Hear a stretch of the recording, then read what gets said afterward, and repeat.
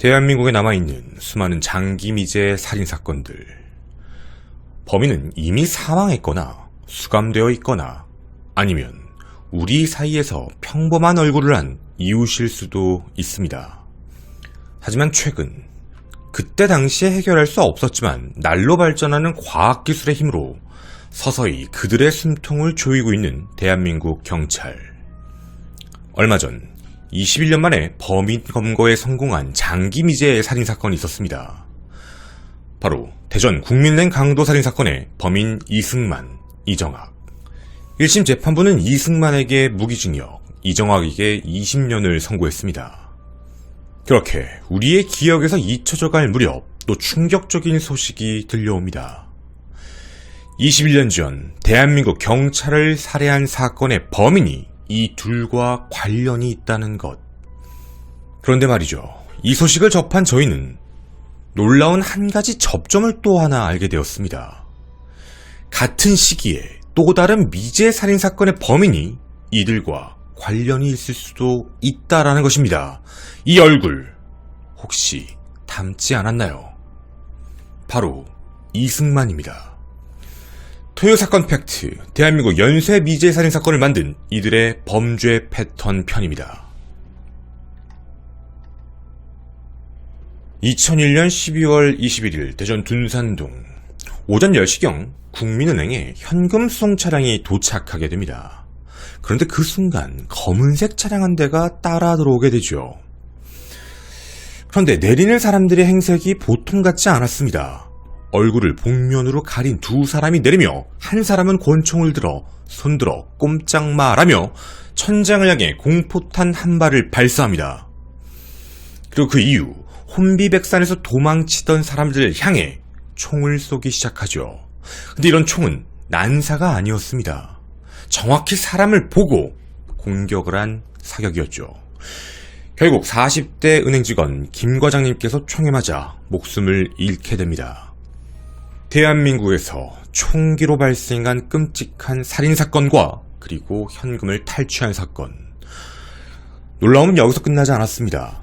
이 사건이 발생하기 불과 2달 전이었던 2001년 10월 15일 대전 비례동에서 총기 도난 사고가 발생이 됐는데요.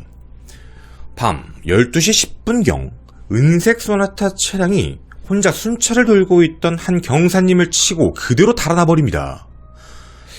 단순한 교통사고인 줄 알았지만 목적은 전혀 다른 데 있었죠. 바로 그 경찰관의 권총을 훔치기 위해서였습니다. 바로 그 권총이 2달 뒤에 이 사건의 흉기로 쓰이게 된 것이었죠. 2001년에 발생했던 이 사건. 하지만 당시 현장에 대한 보존, 증거 자료들도 계속 가지고 있었던 경찰은 다시 한번 미제 사건 파일에서 이 내용을 정밀 감정하기 시작합니다. 그때가 바로 2017년이었죠. 당시에는 과학기술이 발전하지 않아 미세한 DNA 증거가 나타나지 않았었는데 2017년 범인이 썼던 마스크에서 DNA 하나가 검출돼 버립니다. 그런데 그 DNA를 범죄자 DNA와 대조를 해봤을 때 현재 교도소에 수감됐거나 되었던 사람에 대한 DNA가 아닌 과거 한 사건에서 나왔던 DNA와 일치한다라는 충격적인 내용이 확인되었죠.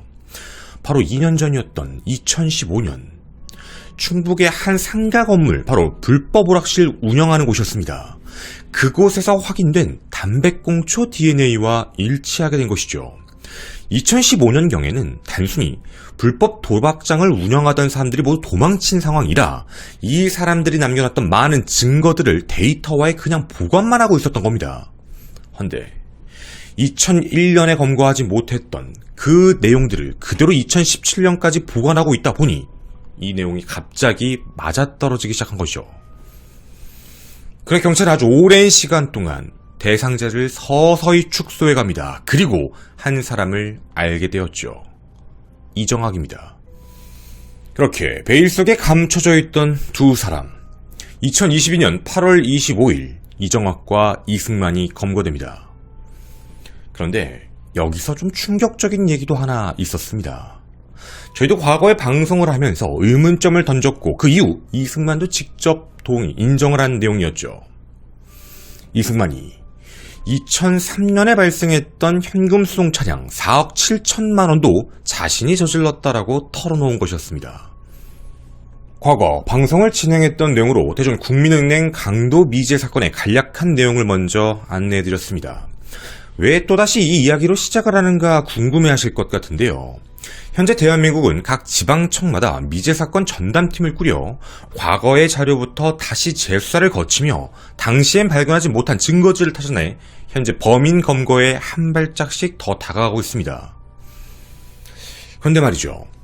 대부분 연쇄적인 살인사건에 대해 특정 지역, 한 지역에서 발생하면 범인이 같을 수 있다라고 대부분 추측은 할 수 있지만 미제 사건이 발생한 시기가 비슷하다 하더라도 지역 자체가 다르면 공범이다라는 생각을 갖기가 좀 어렵습니다. 특히나 세부적인 범죄 패턴이 다르다면 더더욱 말이죠. 오늘 이 방송에서 이야기할 3가지 미제 사건, 그 안에서 나타나는 공통적인 특징들에 대해 함께 집중해 주셨으면 좋겠습니다.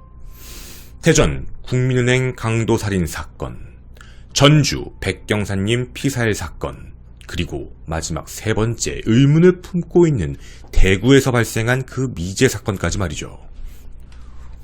우선 현재 경찰은 대전 국민은행 강도살인 사건에 대한 재판은 계속 진행 중이고 그 이후 백경사님 피살 사건에 대한 내용을 확인하고 있는 중이라 그 뒤의 내용들은 아직 자세히 나온 부분이 없습니다. 수사 중이라는 말이죠. 그럼 우선 정확한 증거로 뒷받침이 되어 나온 1심 판결문을 저희가 입수해서 확인을 한 내용을 여러분에게 전해드리고자 합니다. 대전 국민은행 강도살인 사건을 이승만과 이정학이 어떻게 어디서 저질렀는지 자세하게 먼저 전해드리도록 하겠습니다. 2023년 2월 17일 1심 선고문. 피고인 이승만에겐 무기징역, 피고인 이정학에겐 징역 20년형에 처한다. 자, 우리가 알 수 없었던 자세한 내용을 하나씩 안내해드리도록 하겠습니다. 먼저 이들의 전과 기록입니다.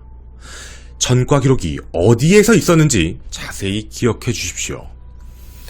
이승만, 1997년 12월 24일 수원지방법원에서 음반 및 비디오물에 관한 법률 위반죄로 구속되어 1998년 1월 26일 징역 10월에 집행유예 2년을 선고받아 석방되었습니다.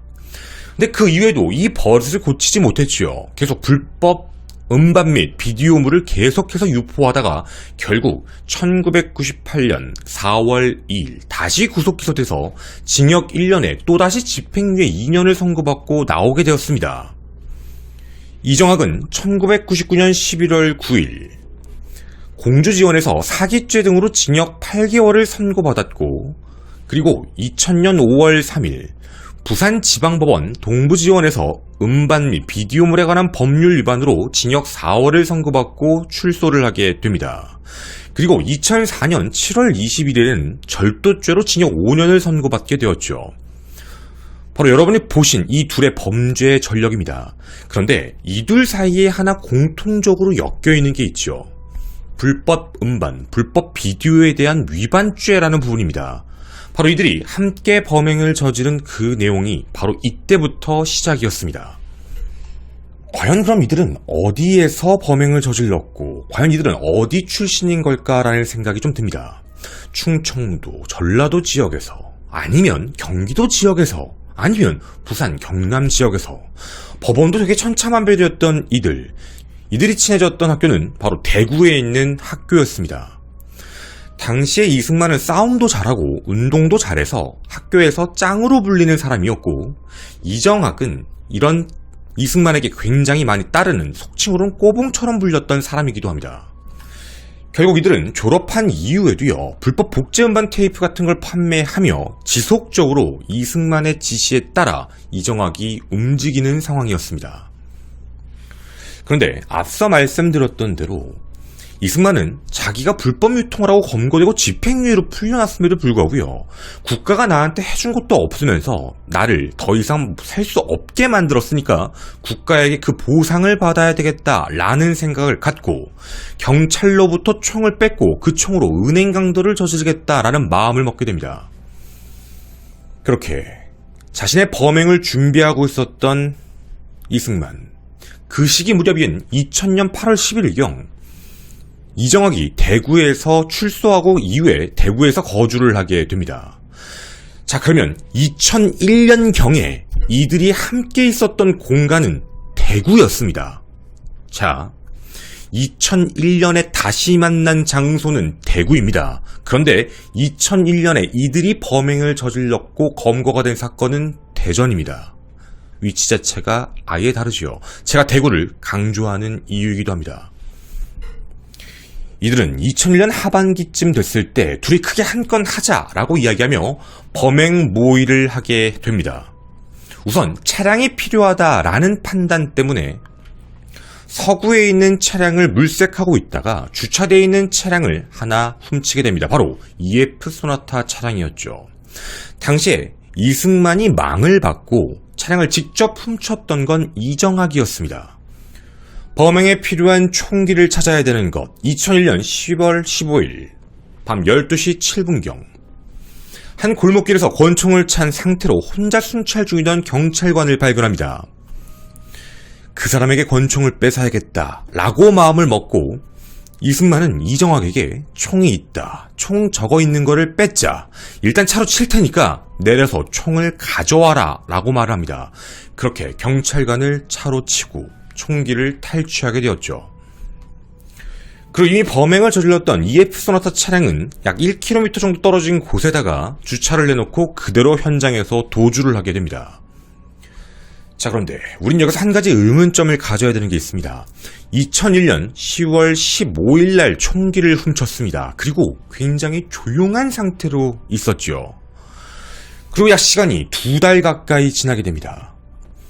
2001년 12월 1일경 이들은 함께 경기도 수원시로 이동해서 범행에 저지를 차량을 다시 한번 찾게 됩니다. 당시 수원시 영통구 소재에 있었던 한 시동이 걸린 채 주차되어 있는 차량 검은색 그랜저 XG 차량을 발견하고 이 차량을 훔쳐 달아나게 되죠. 그렇게 범행 준비를 하나씩 차근차근 진행하기 시작합니다. 이들은 2001년 12월 중순경에는 당시 은행이 위치하고 있던 그 장소 주변을 돌아다니면서 범행 장소를 찾고 있었습니다. 그리고 사건이 발생했던 바로 그 국민은행 지하 1층 주차장이 CCTV가 없고 조명이 어둡고 사람이 없다라는 사실을 알고 있었죠. 그리고 몇 번씩 왔다 갔다 하면서 현금 수송 차량이 매일 비슷한 오전 시간대에 들어와 직원 3명이 옮긴다라는 사실을 알게 됩니다. 그렇게 이들은 각자의 역할을 만들게 됩니다. 이 멘트도 꼭 기억해 주십시오. 당시 이승만이 직접 진술한 내용입니다. 사람이 많이 있는 은행 창구보다 인적이 드문 지하 주차장에서 현금을 가져오는 것이 권총으로 위협해서 제압 판단 갖고 오는 게 훨씬 더 유리할 거다라고 판단해 이정학에게 함께 이걸 강취하자라고 얘기하면서 자기 스스로는 권총으로 위협을 하고 제압을 할 테니까 이정학에게는 그랜저 XG 차량을 운전하고 제압하고 있을 때 현금 가방을 옮겨 담아라라는 범행 계획을 함께 세우게 됩니다. 그리고 이들은 2001년 12월 20일경까지 그 주차장에서 대기하면서 언제 나오는지를 기다리고 있다가 결국 앞서 말씀드렸던 그 사건이 발생되게 됐던 거죠. 자, 이게 당시 사건 발생에 대한 내용을 여러분에게 전해드린 겁니다. 제가 중간중간에 강조했던 내용들이 있었습니다. 2001년, 그것도 10월, 11월, 12월경에 대한 이야기와 이들이 대구에서 만났음에도 불구하고 다시 대전으로 이동해서 치밀하게 계획을 했고 또 하나 시간적인 편차가 꽤 있었습니다. 참 신기한 상황이죠. 아마 경찰관에서 총기를 탈취했기 때문에 뭔가 좀 검문 검색이 강화가 돼서 조심한 거 아닐까라는 생각을 하실 수도 있는데요. 만약 그렇다면 이들은 이곳에서 범행을 안 저질렀을 겁니다. 대전이 아닌 다른 은행을 노렸을 가능성이 있다는 거죠. 예를 들면 어디일까요?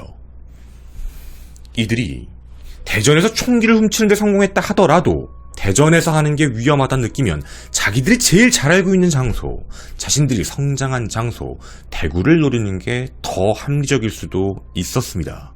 그런데 이승만은 왜 그런진 모르겠지만 이런 말을 분명 남겼습니다. 사람들이 많은 장소, 은행 창구에 가서 저지르게 되면 너무 위험하니까 그래서 그렇게 한 것이다. 마치 무언가를 아는 듯한 멘트 같기도 합니다. 초범이라고 치기엔 너무나도 치밀해 보이는 이상한 모습. 자, 저희는 우선 대전 은행강도 살인사건에 대해서 많은 의문점들을 한번 던져보았습니다. 사실 상식적으로 생각해보면 그렇게 하지 않아도 되는 행동을 왜 그렇게 시간 편차를 몇 달간 두었고, 그리고 굳이 대전에서 또다시 범행을 저질렀을까라는 그 내용. 그게 이유가 있다면 믿으시겠습니까? 자, 그렇게 우린 그 의문점을 갖고 두 번째 사건으로 가보도록 하겠습니다. 두 번째 장기 미제 사건. 이 사건은 전혀 예상치 못한 곳에서 해결이 되어버렸습니다. 지역은 전주입니다. 21년 전 경찰관 내부에 있던 백경사님을 죽이고 총을 빼앗은 범인을 알고 있다라는 편지를 보낸 제보자. 당시 경찰은 제보 편지를 받고 굉장히 깜짝 놀랐다라고 합니다. 그 이유는 백경사님 피살 사건 1년 전에 있었던 대전 국민은행 강도 살인사건의 범인 이승만이 보내온 편지였습니다. 2월 13일 적혀있던 그 편지 내용에는 내가 총기의 위치가 어디 있는지를 정확히 알고 있다. 왜냐면 범인이 나에게 줬기 때문이다. 범인은 이정학이다. 라는 충격적인 내용이었습니다. 사실 장난질일 수도 있습니다. 시간을 끌기 위한 방식일 수도 있죠. 하지만 그 내용이 너무나도 상세했기에 2월 15일 경찰은 직접 이승만을 만나러 갑니다. 그런데 기억이 굉장히 구체적이었습니다. 그 내용을 토대로 압수수색 영장을 발부받은 경찰은 3월 3일 철거를 앞둔 한 숙박업소를 향하게 됩니다. 당시 이승만이 거주하던 장소라고 얘기했죠. 바로 전혀 다른 장소, 울산이었습니다. 이 짧은 시간 동안에 얼마나 많은 지역이 나왔는지 들리시나요? 대구에서 대전으로, 대전에서 수원으로, 대전에서 다시 전주로, 그리고 울산. 자, 그렇게 울산의 한 숙박업소를 이야기합니다. 당시 이승만의 진술은 한 화장실 천장에 있었다, 그 안에 넣어놨다라고 얘기했는데 경찰이 열었더니 그곳에 없었습니다. 구체적으로 얘기했는데 왜 여기에 없지라는 생각 해서 화장실 바로 옆방도 함께 수색을 해봤는데 정말 그곳에서 38구형 리볼버 권총 4280 1년번호 총이 나왔습니다. 20년 6개월 전에 사라진 바로 그 총, 백경사님의 총이 맞았습니다. 자, 그러면 궁금합니다. 백경사님의 권총을 왜 탈취했을까라는 궁금증이죠. 이들과 연관되어 있다라고 얘기한다면 우리는 한 가지 분명 예측할 수 있는 상황이 있습니다. 총을 훔쳐서 돈을 훔치기 위해서, 이렇게 이어지는 경우였죠. 하지만 백경사님 피살 사건 이후에는 그 총이 외부에 공개됐거나 얘기가 나온 적이 아예 없었습니다. 하지만 한 가지를 알게 되었죠. 2001년 10월 경찰관을 치고 총기를 탈취해 2달 뒤 대전 국민은행 강도 살인 사건을 일으켰던 이들. 2002년 9월에는 전주에서 백경사님을 살해하고 총기를 탈취한 뒤 4달 뒤였습니다. 2003년 1월 22일 대전 현금송차 사건이 발생되었죠. 이건 현재 인정하고 있는 상황입니다. 즉, 당시에 총기를 훔쳐서 대전에서 현금송차를 또다시 털었는데 그때 당시에는 총을 쓸 일이 없었다라는 뜻이 되는 겁니다. 그럼 한 가지 패턴은 알게 됐습니다. 총을 찾는다. 그 총으로 위협을 준비하고 그 이후에 현금송차를 턴다. 바로 이들의 계획이었던 것이죠. 자, 그런데 말이죠. 이 사건이 이승만의 자백이 있기 전까지는 그 누구도 범인을 유추할 수가 없었습니다. 당시의 범인에 대해서 경찰 측에서 억울할 수 있는 3사람을 잡아 좀 뭔가 강압적인 수사를 통해 재판으로 넘기려고 했던 사건이 발생해버렸죠. 결국 사건은 꼬이게 된 문제였습니다. 뭔가 용의자도 찾지 못한 상태로 그렇게 흐지부지되며 장기 미제 사건이 돼버린 그런 내용이었죠. 하지만 이승만의 자백으로 이제 알게 된 겁니다. 그럼 또 하나 알 수 있는 사건이 있습니다. 제가 백경사님 사건을 과거에 방송한 적이 있었는데 이게 이승만, 이정학과 연관되어 있다는 것에서 매우 충격을 받은 한 부분이었죠.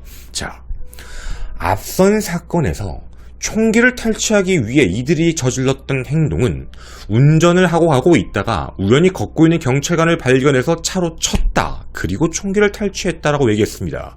하지만 백경사님 사건은 전혀 달랐습니다. 직접 경찰서 내부로 들어가서 혼자 있는 백경사님을 흉기로 직접 공격을 해 살해를 했다라는 것이었죠. 매우 대범하고 끔찍한 사건이었습니다. 또한 공격 범주 자체가 목중심 부분이었다는 것. 총 흉기를 6번을 찔렀는데 당시 경찰관인 백경사님은 저항도 제대로 못했습니다.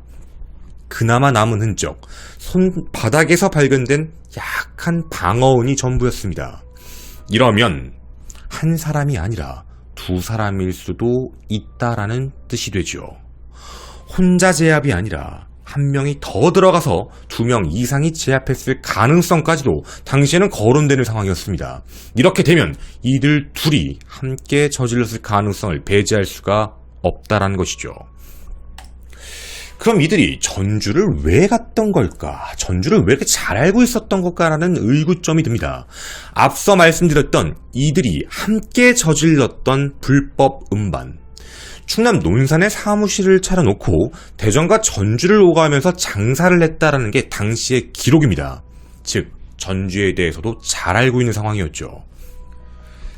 그리고 당시에는 잘 알려지지 않았지만 경찰은 현장에서 흔적을 발견한 것이 있었습니다. 범인의 것으로 판단되는 바로 발자국이었죠. 2개였습니다. 그런데 이 발자국 모양을 꼭 기억해 주십시오. 갈매기 모양이었다. 빗살무늬 같은 모양이었다. 약간 휘어 있었다라는 뜻입니다.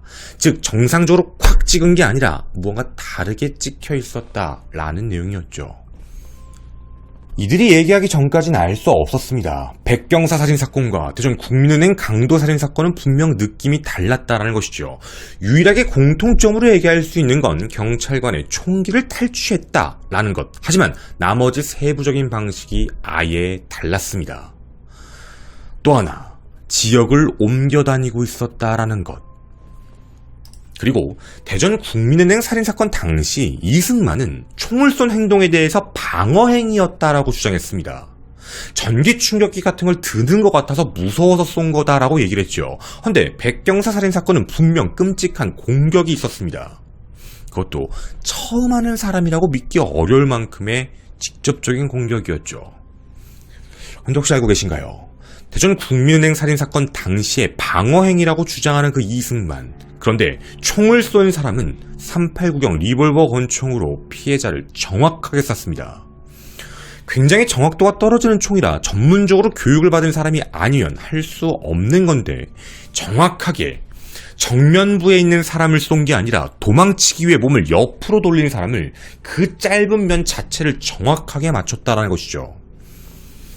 이런 교육을 받은 사람 이승만과 이정학 중에 누구였을까? 바로 특전사 같은 군사 기술을 배웠던 이승만에 가까웠다라는 재판부의 판단이었습니다. 저희는 과거 이정학과 이승만에 대한 제보를 굉장히 많이 받았습니다. 실제로 나이에 대해서 좀 말씀을 드리자면 이정학이 이승만보다 1살이 많습니다. 하지만 그럼에도 불구하고 이정학이 이승만을 따랐던 이유는 앞서 말씀드린 짱 그리고 그거에 대해서 따랐던 사람의 위치도 있지만 성격적인 차이도 굉장히 강했다고 합니다. 이승만은 평상시에 자신을 각하라고 부르면서 다녔다라고 이야기를 하고요. 굉장히 호전적이고 공격적인 모습을 많이 보이는 반면 이정학은 굉장히 소극적이고 수동적인 사람이다. 말도 굉장히 어버버거린다라는 이야기가 주변인들의 똑같은 제보였습니다. 자, 저희는 그래서 지금부터 이승만에 대한 내용을 한번 의심해보고자 합니다. 제가 지금 여러분한테 보여드리는 이 사진, 이승만의 핸드폰 카카오톡 프로필 사진입니다. 맞습니다. 저는 이승만의 핸드폰 번호를 현재 알고 있습니다. 물론 받을 순 없겠죠. 이승만의 사진들을 널리 보고 있다가 체격, 키 이런 걸 보며 한 몽타주가 떠올랐습니다. 바로 의심하고 있는 제3의 미제 사건, 대구 총포사 살인 사건입니다. 사실 대전 국민은행 강도살인 사건이 발생했을 당시에도요, 대구 사건에 대한 이야기가 언급이 되긴 했습니다. 의심할 수밖에 없는 상황이었죠. 사실 이유가 좀 있었습니다. 차량을 훔쳐 준비하고 총기를 탈취하고 그리고 사람을 살해했고 그리고 결론적으로는 은행이나 은행 수송 차량을 털었다라는 것, 그 뒤에 모든 증거들을 인멸했다라는 점까지 전체적인 흐름은 굉장히 비슷했죠. 그때 당시엔 백경 여사님 사건은 완전 논외였습니다. 돈을 훔친 건 알 수 없으니 말이죠. 그럼 이 두 사건만 놓고 봤을 때 과연 대전과 대구에서 한 번에 일어날 수 있었을까라는 의구점이 든다라는 내용입니다. 사건 내용은 이러합니다. 2001년 12월 7일 점심, 약속이 있다라고 하며 당시 피해자는 다음 날까지도 돌아오지 않게 됩니다. 뭔가 이상하다고 느껴 총기들이 보관되어 있는 지하 1층으로 내려가 본 아내는 이미 숨을 거둔 남편을 발견하게 됩니다. 그런데요, 그 남편은 목과 옆구리 등 급소 7곳만 찔렸습니다. 현금 가져간 게 없었습니다. 어떤 것도 건드리지 않고 진열되어 있던 총 중 엽총 2정만 가지고 범인은 사라졌죠. 총을 노렸습니다. 총알은 가져가지 않고요. 그런데 2001년 12월 11일 오후 3시경 당시 대구광역시 달서구 한 은행에 엽총 2정을 든 복면강도가 침입해 실탄을 직접 쏘기 시작하며 돈을 담으라고 경고합니다. 결국 범인은 현금 1억 2,600만 원을 가지고 그렇게 사라지게 되었죠. 당시 그가 탔던 차량 흰색 매그너스였습니다. 그리고 그날 오후 6시 그 근처에서 화재가 발생했는데 불에 탄 흰색 매그너스 내부에는 바로 사라진 엽총과 36발의 실탄, 당시 은행 강도에 쓰였던 모든 것들이 그 안에 함께 들어가 있었죠. 그렇게 범인은 사라져버렸습니다. 여러분은 이 사건을 어떻게 보셨나요? 총을 2자루를 크로스로 메고 총을 쏘면서 아무렇지 않게 돈을 담아라 라고 얘기하고 그 무거운 1억 2천만 원이 든 현금 가방을 들고 뛰어나가는 이 남성, 굉장히 체격이 건장한 사람으로 보입니다. 주변 목격자들을 통해서 몽타주까지도 만들어졌지만 결국 범인 검거에는 실패했었죠. 자, 그런데 여러분, 뭔가 조금 이상하다라는 생각이 들지 않으신가요? CCTV상 혼자 등장했던 이 남성, 그런데 이 남성이 저지른 범죄 패턴을 보자면 사람을 살해하고 엽총을 2자루를 가지고 왔습니다. 총만 가지고 왔지요. 그리고 혼자 들어가서 총으로 사람들을 위협한 뒤 돈가방을 가지고 외부에 나와봤습니다. 그런데 현금이 1억 2천만 원밖에 안 됩니다. 이유는 창구이다 보니까 10,000원짜리만 있는 게 아니라 1,000원짜리, 5,000원권도 함께 섞이기 때문이었죠. 혼자 하면 범행은 성공할 수 있다 하더라도 돈을 많이 가져갈 수 없다. 이승만이 앞선 대전 사건에서 이런 언급을 했습니다. 사람들이 있는 은행 창고에서 하게 되면은 위험 부담이 커서 수송 차량을 노렸다. 이걸 역으로 생각해보면 마치 그런 말을 왜 했을까라는 느낌. 혹시 시도해본 게 아닐까라는 이상한 생각입니다. 저희는 날짜와 시간을 다시 한번 맞춰봤습니다. 2001년 10월 14일 차량이 도난됩니다. 그리고 2001년 10월 15일 대전에서 경찰관 총기 탈취가 발생됐죠. 그리고 2001년 11월 28일에선 대구에서 사건이 발생합니다. 차량이 30일까지 도난되는 사건이었죠. 그리고 12월 1일 수원 영통에서 차량이 도난되게 됩니다. 그리고 12월 8일 대구 총포사 살인 사건이 발생됐고 12월 11일 대구 성석 강도 사건, 은행을 털었습니다. 대구에서 가장 큰 은행. 그리고 12월 21일 대전 국민은행 강도 사건이 발생했습니다. 겹치는 게 아무것도 없습니다. 날짜가 서로 완벽하게 다릅니다. 야, 근데 너무나도 지역이 다양하지 않느냐라는 의구점이 드실 수도 있죠. 이들이 저질렀던 당시의 범행 기록을 보면 계속적으로 왔다 갔다 하는 걸 보여줍니다. 그리고 범죄 패턴을 다르게 보여주죠. 이유가 있습니다. 대전과 대구를 동일하게 할 수 없었던 이유 또 하나, 대전에서 총을 훔쳐서 대구에서 범행을 지를 수 없었던 이유, 대구에서 저질렀기 때문에. 또 하나의 문제가 있었습니다. 대구 총포살인 사건. 분명 칼로 공격을 해 피해자를 살해했습니다. 대전 차로 쳐서 총기를 탈취했습니다. 분명 다른 패턴을 보이죠. 이걸 역으로 얘기하면 다른 사건처럼 보이게 하려는 게 아닐까라는 대목이었습니다. 왜냐하면 이 사건들 사이에 백경사님 사건이 붙으면 이 사건들은 이어지는 패턴을 보여주기 때문이죠. 그러면 백경사님 사건에 대해서 이미 이승만이 자백을 한 이상 이들은 이 내용에 대해서는 자유롭지 못한 상황입니다. 그리고 한 가지가 더 있었죠. 여러분, 백경사님 사건에서 뭔가 갈매기 모양, 그리고 족적 자체가 약간 빗살무늬처럼 다른 모양의 형태가 발견됐다라는 게 기억이 나실 겁니다. 대구 총포 살인 사건의 범인의 발자국입니다.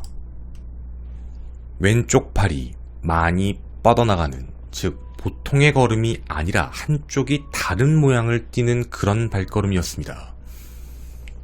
이들이 살아왔던 대구, 그리고 이들이 사업을 했던 대전, 잘 아는 장소에서만 범행을 대범하게 저지른 이들, 그리고 가장 큰 은행만을 노렸고 혼자서 범행에 성공하더라도 돈을 많이 가져갈 수 없기에 역할 부담이 필요하다라고 판단했던 한 명이 있지 않을까요? 지금 현재 우리는 백경사님 사건까지 이들과 연관이 있다, 이들 중 한 명이 범인이다, 혹은 둘 다 범인이다 라고까지 알고 있습니다. 만약 이게 정말 진실이라면 하나 더 의심해볼 사건이 만들어진 겁니다. 물론 아직 끝나지 않을 수도 있죠. 이 뒤에도 또 다른 사건들이 더 있을지 모른다는 대목입니다. 여러분의 생각은 어떠신가요? 그 오랜 시간 동안, 20년이 넘는 시간 동안 우리에게 미제 사건이라고 알려졌던 각 지역, 대전, 전주, 그리고 대구, 각기 다른 패턴처럼 보였지만 그 안에서 한 가지 접점이었던 백경사님 사건이 이들의 소행으로 알려지기 시작하자 묘하게 엮여지고 있는 그 공통점들. 여러분의 많은 의견 기다리도록 하겠습니다. 저는 토요사건 팩트의 김원이었습니다. 감사합니다. 네, 저희 뒷이야기 좀 가도록 하겠습니다. 약간 추측에 대한 내용들이 많이 들어갈 수밖에 없고요. 더 자세하게 얘기할 수는 없습니다. 의문점을 던졌던 이유는 뭐냐면, 사실 뭐 저희도 과거에 방송하면서 대충 얘기는 했지만 많은 분들도 그런 얘기를 많이 했었어요. 대전 국민은행 사건이랑 대구 사건이랑 너무 비슷하다. 근데 함부로 얘기할 수 없는 건 그 내부에서 범죄 패턴이 너무 다르니까에 대한 문제였죠. 근데 만약입니다. 아주 만약인데 이게 같을 수 없던 접점이고 지역도 다르다 보고 시기도 매우 비슷하니까 설마 똑같은 애가 이런 일을 저질렀을까 해서 그때 당시에도 얘기가 많이 나온 게, 그냥 뭔가 은행 강도에 대한 뭐 모방범죄? 뭐 이런 이야기들도 많이 나왔었어요. 그렇지, 그럴 가능성도 있는 거니까. 그러니까 뭔가 애매하다라는 내용이었는데, 여기서 백경사님 사건이 대전과 이어진다, 같은 애들이 한 거다라고 해버리면 범죄 패턴, 대범성, 이것까지도 총포사건하고 완전히 이어져요. 그러니까 고리가 돼버려요, 갑자기. 그러면 이제는 대구도 그냥 보낼 수가 없다라는 내용이에요. 그냥 냅둘 수가 없다라는 거. 그리고 이들의 원래 고향이 대구였고, 그러니까 이런 느낌이었어요.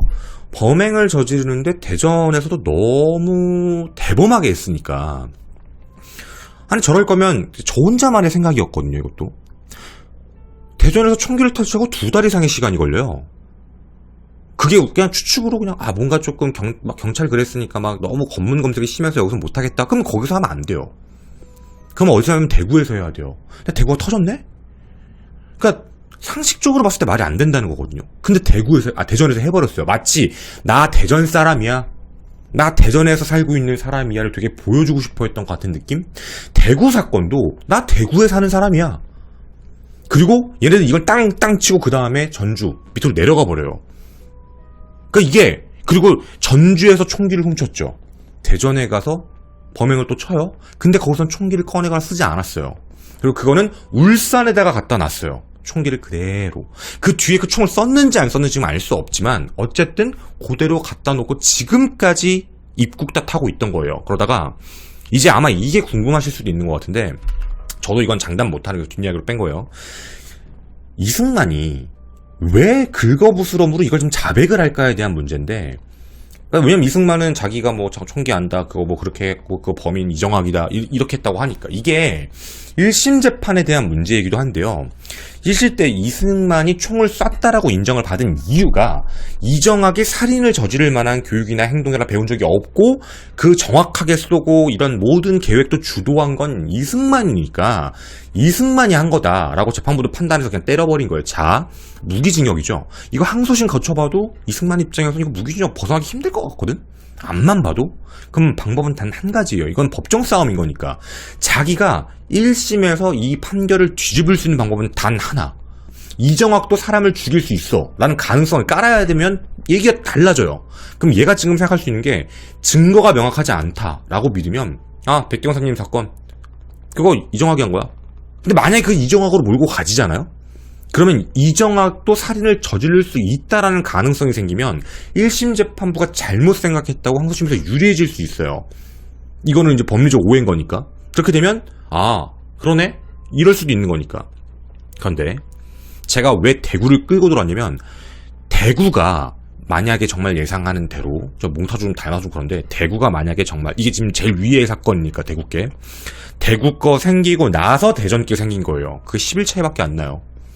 그런 거라면 이승만이 대구에서 저지른 건 이승만이었다가 돼버리면, 이제 만약에 그게 증명이 된다면, 확인이 된다면, 그게 되면 진짜 게임 끝이에요. 백경사님도, 아니면 그건 뭐 이승만이 한 거 딱 누가 봐도 티가 나니까. 범죄 패턴도 그렇고. 그리고 흉기를 쓰는 방식도 똑같아요. 두 사건, 목 부분, 치명상, 백경사님 6번, 총포사 7번. 그러니까 이게 진짜 모르겠어요. 처음에는 우연인 줄 알았는데 우연치고는 너무 많은 내용들이 겹치기 시작했어요. 옛날에는 좀 다르게 보려고 노력을 했는데 이젠 겹치는 거예요. 이것저것 하나씩.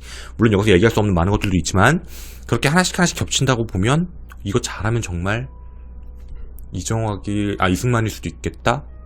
이승만의 체격, 이승만의 얼굴 크기, 당시 목격자 이런 거랑 키랑 다 비교해보면 이승만하고 똑같아요. 이게 어디서도 어긋나지 않아요. 그래서 굉장히 크게 의심을 하고 있습니다. 장담은 할 수 없지만 제가 알기로는 많은 곳에서 이걸 확인하고 있다라고 알고 있습니다. 그리고 저는 3월 내지 4월에 이 얘기가 제 내용이 틀렸을 수도 있지만 유충 그냥 얘기해보는 거니까 이게 어느 정도 나오지 않을까라는 그런 생각입니다. 제가 오늘 여러분한테 보여드리는 사진은 이승만의 가장 최근 사진을 보여드렸던 거고요. 여러분들도 함께 많은 의견 달아주셨으면 좋겠습니다. 감사합니다.